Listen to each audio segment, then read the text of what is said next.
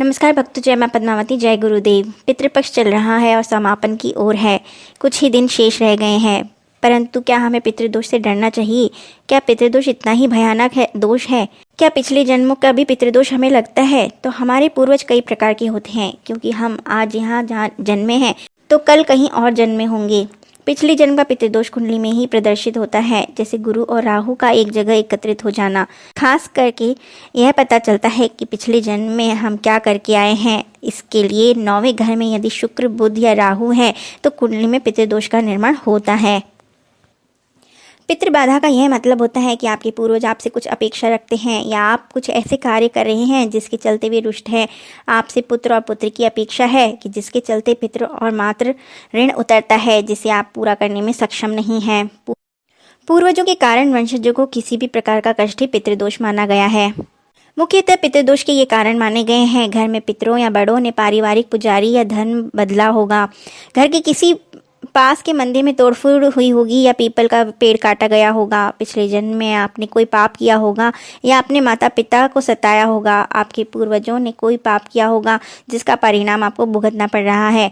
आप किसी भी पाप काम में संलग्न हो सकते हैं, जिसके चलते आपके पूर्वज आपसे रुष्ट हो गए हैं।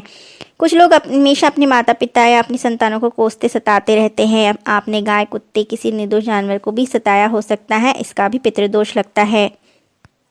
तो घर में कर्पूर जलाने से देवदोष और पितृदोष का शमन होता है, इसलिए सुबह शाम घर में संध्या वंदन के समय कपूर अवश्य जलाएं। मंगलवार के दिन है, इसके लिए प्रतिदिन हनुमान चालीसा का पाठ करना चाहिए। श्राद्ध पक्ष के दिनों में तर्पण आदि कर्म करना चाहिए। दरअसल हमारा जीवन हमारे पुरखों का दिया है। हमारे पूर्वजों का लहू हमारी नसों में बहता है, इसलिए हमें उनका कर्ज चुकाना चाहिए। इसका कर्ज चुकता है पुत्र और पुत्री के जन्म के बाद। यदि हमने अपने पिता का एक पोता और माता को पोती दे दिया है तो आधा पितृदोष तो वहीं समाप्त हो जाता है। हमारे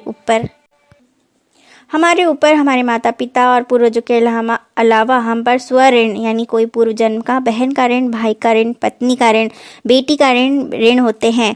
इन सभी ऋणों का भी उपाय करना चाहिए। कोई चिड़िया, कुत्ते, गाय को रोटी खिलाते रहना चाहिए। पीपल या बरगद के वृक्ष में जल चढ़ाते रहें।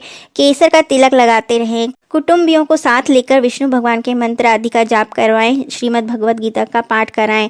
इससे पितृदोष शांत होता है। एकादशी का व्रत रखें। प्रतिदिन हनुमान चालीसा का पाठ भी करना चाहिए। सफलता प्राप्ति के लिए 3 बेलपत्र को शिवलिंग पर चढ़ाकर जाएं। कार्य में अवश्य ही सफलता मिलती है। बाहर जाने से पूर्व काली सरसों के कुछ दाने घर से बाहर बिखेर दें। गुड़ तथा चना किसी फकीर को देने से भी सौभाग्य की प्राप्ति होती है।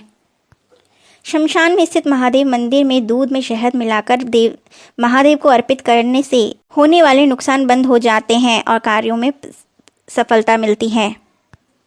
अगर आपके घर में भी धन की समस्या है और कमाया हुआ धन घर में नहीं रुकता है तो आप अशोका के पेड़ की एक जड़ का छोटा सा टुकड़ा लें। उसे रोजाना पूजा स्थान में रखें या उसके बाद उसे वहां रखें जहां धन रखते हों। ऐसा करने से आपके घर में धन की कमी कभी नहीं होगी। माता लक्ष्मी का प्रिय धान चावल है, इसलिए हमेशा दीपक को प्रज्वलित करते समय चावल के आसन पर ही रखें ताकि घर में स्थिर लक्ष्मी का वास हो सके। शास्त्रों में एक बात कही गई है कि जो व्यक्ति तुलसी के नीचे चावल का आसन बिछाकर घी या तेल का दीपक जलाता है उसे के घर में सदैव धन लाभ होता है, क्योंकि चावल को शुद्धता का प्रतीक माना गया है और दीपक पूर्णता का। इसलिए तुलसी के नीचे अगर दीपक जलाते हैं तो उसके नीचे चावल का आसन अवश्य दें।